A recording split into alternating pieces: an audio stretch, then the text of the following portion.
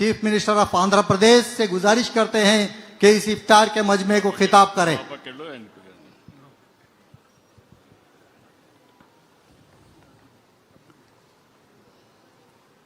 जनाब एमडी फारूक साहब,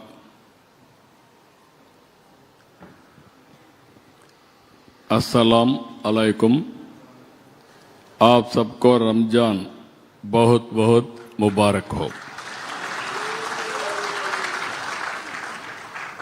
रमजान में इफ्तार की दावत में शामिल होना मेरी एक आदत सी बन गई है। इससे मुझे बहुत खुशी और संतोष मिलता है। దశాబ్దాలుగా ఇఫ్తార్ విందు ఇవ్వడం అనేది ఒక సాంప్రదాయంగా తీసుకొచ్చాం. ఆ సాంప్రదాయం ప్రకారం మనం అందరం కూడా ఇక్కడ సమావేశమయ్యాం. దివ్య ఖురాన్ గ్రంథం ఆవిర్భించిన కారణంగా రంజాన్ మాసాన్ని పవిత్రమైన నెలగా మనం భావిస్తున్నాం. రంజాన్ నెలలో ముస్లిం సోదరులు ఉదయం నుంచి సూర్యాస్తమయం వరకు నీరు ఆహారం ఏమీ తీసుకోకుండా కఠోర ఉపవాసం చేస్తూ దీక్ష చేపడతారు. ఈ పవిత్ర మాసంలో మీ కంటికి, మీ చెవులకు, మీ నాలుకకు సైతం ఉపవాసం ఉంటుంది. అంటే చెడు చూడకుండా, చెడు వినకుండా, తన మాటలతో ఇతరుల మనసు నొప్పించకుండా ఉపవాస దీక్షతో భాగంగా ఉపవాస దీక్షని స్వీయ నిరంతర కింద మీరు చేపడతారు. అంటే మిమ్మల్ని అందరినీ చూస్తే ఎంత దీక్షతో చేస్తారంటే అలాంటి మిమ్మల్ని మరొక్కసారి మనస్ఫూర్తిగా అభినందిస్తున్నా.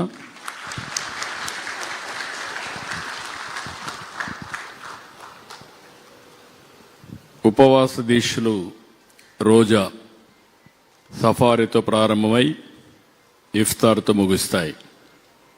ఈరోజు మీ యొక్క గౌరవార్థం ఇక్కడే కాకుండా అన్ని జిల్లాల్లో, అన్ని నియోజకవర్గాల్లో ఇఫ్తార్ విందు ఏర్పాటు చేసే కార్యక్రమానికి శ్రీకారం చుట్టాం.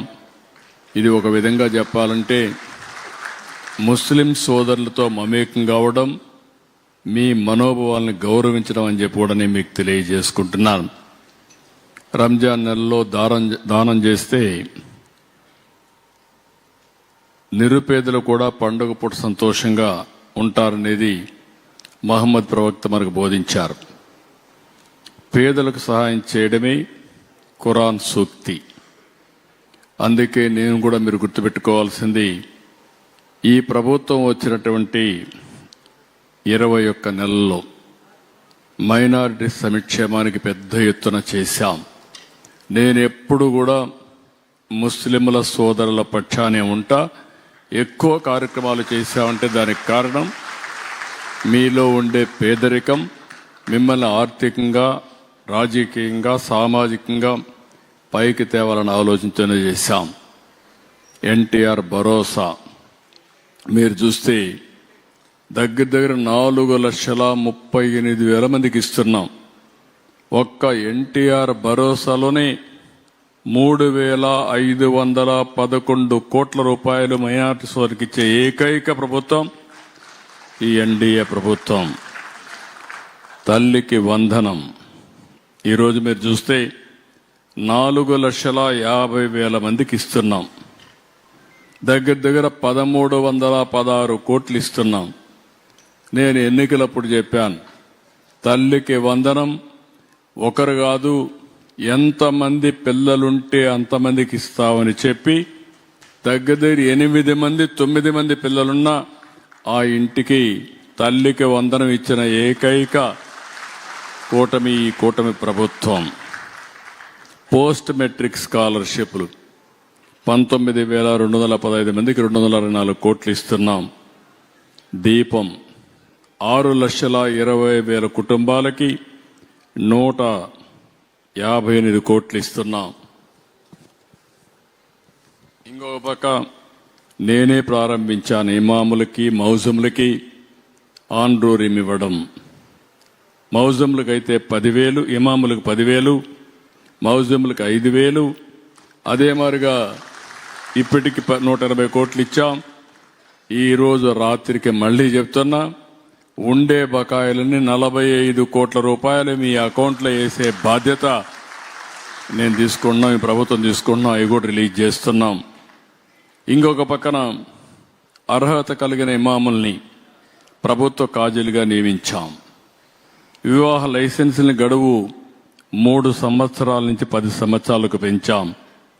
ఈసారి హజ్ యాత్రకి 347 మంది విజయవాడ ఎంబార్కేషన్ పాయింట్ నుంచి వెళ్లేలని చేశాం. భవిష్యత్తులో ఇక్కడి నుంచే వెళ్తారు.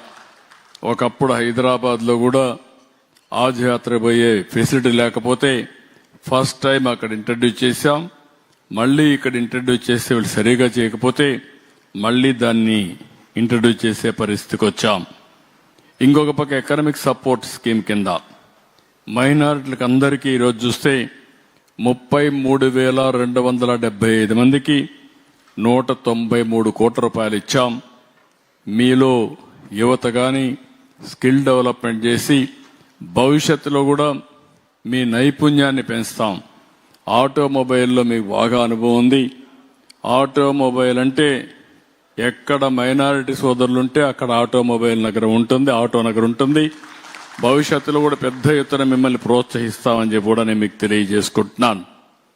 ప్రభుత్వం కూడా జీవో నెంబర్ గడిచిన ప్రభుత్వం వైసీపీ ప్రభుత్వం జీవో ఎంఎస్ నెంబర్ 47 ద్వారా వక్ఫ్ బోర్డులు వివాదానికి నెట్టారు.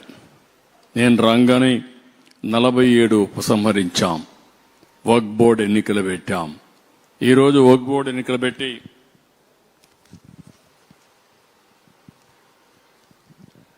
1500 వక్ఫ్ బోర్డు ఆస్తులు పూర్తి సర్వే చేయించాం. 81,402 ఎకరాలు కవర్ చేసి 5,028 వక్ఫ్ సంస్థలకు డిజిటలైజ్ చేసి అప్లోడ్ కూడా చేశాం. నేను ఆ రోజు చెప్పా, ఈ రోజు చెప్పా, నేను మళ్లీ విజ్ఞప్తి చేస్తున్నా, వక్ఫ్ బోర్డు ఆస్తుల్ని కాపాడి ఆ ఆస్తులు మీ సంక్షేమానికి ఉపయోగించే కార్యక్రమానికి శ్రీకారం చుడతాం.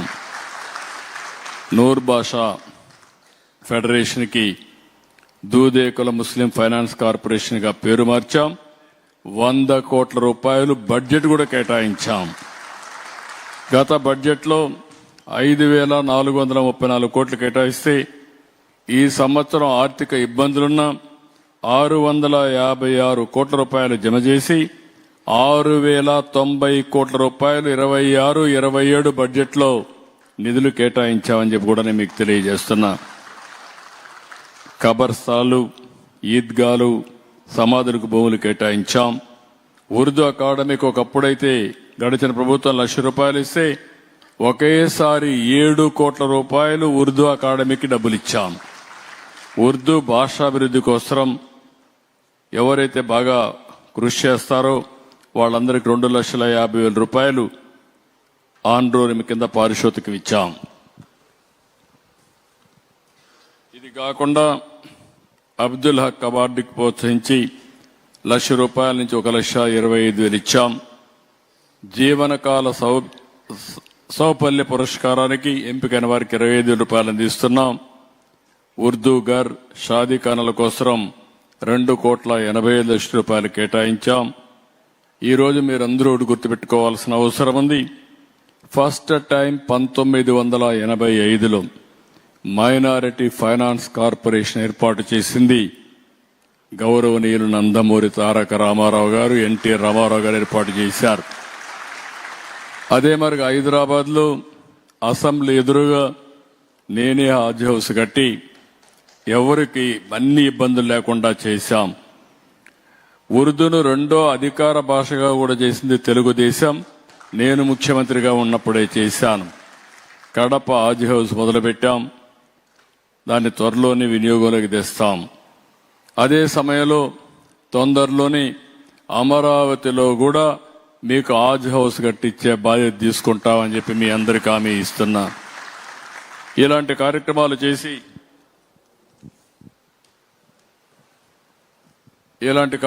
చేసి మైనారిటీ సోదరులు ఒకటే హామీ ఇస్తున్నాను.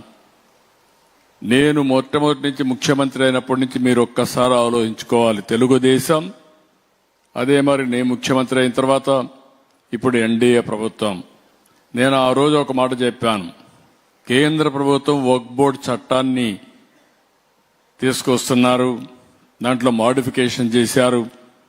కానీ దేశం అంతా కూడా ఒక నామినీని వేరే వాళ్ళని ఇస్తే ఆ సభ్యుడిని కూడా ముస్లిం సభ్యుడిని పెట్టి మీకు పూర్తి స్వేచ్ఛనిస్తానని చెప్పిన మాట నిలబెట్టుకున్నామని చెప్పి కూడా నేను మీకు తెలియజేస్తున్నా. కాబట్టి ఎప్పుడు కూడా ఈ ప్రభుత్వం మీ మనోభావాలను గౌరవిస్తుంది, మీతో ఉంటుంది. నేను ఎన్నోసార్లు చెప్పాను, ఈరోజు మళ్లీ మిమ్మల్ని అందరినీ కోరుతున్నా, మీరు కూడా ఈ ప్రభుత్వం ఏదో తాత్కాలికంగా ఆలోచించడం లేదు. సమాజంలో మీ ఆర్థిక పరిస్థితులు మార్చాలని, మీ జీవన ప్రమాణాలు మెరుగుపరచాలని, అందరితో సమానంగా మీకు కూడా అన్ని అవకాశాలు వచ్చేట్టుగా చేయాలని అనేక కార్యక్రమాలు చేస్తున్నాం. సంక్షేమం, అభివృద్ధి, సుపరిపాలన, ఇది ఈ ప్రభుత్వ విధానం.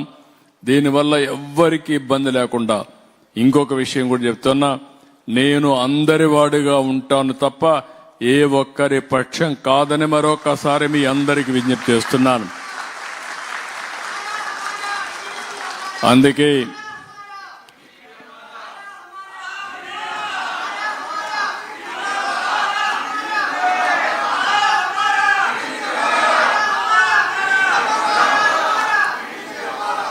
అందుకే నేను కొత్తగా కూడా ఇంకొక కార్యక్రమం తీసుకొచ్చా. అది జీరో పావర్టీ. అదే సమయంలో ఆర్థిక అసమానతలు తగ్గించి అందరికీ మెరుగైన జీవన ప్రమాణాలు ఇవ్వడం. ఎక్కడ పేదవాడుంటే అక్కడ నేనుంటా, ఎక్కడ పేదవాడుంటే అక్కడ ఈ ప్రభుత్వం ఉంటుంది. మిమ్మల్ని అన్ని విధాలా ఆదుకుంటామని మరొక్కసారి విజ్ఞప్తి చేస్తూ అందరికీ నమస్కారాలు, ధన్యవాదాలు. థ్యాంక్ యూ అనండాల్. भी दुआ का वक्त हो रहा है.